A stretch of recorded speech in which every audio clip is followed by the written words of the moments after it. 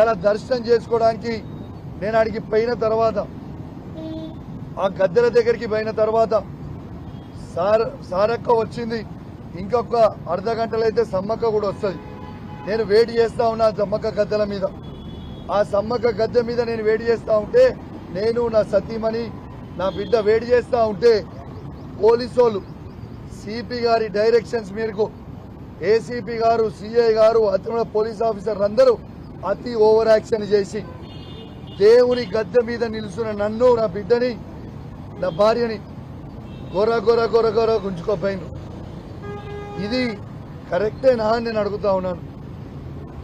ప్రజల్లారా ఒక్కసారి ఆలోచన చేయండి.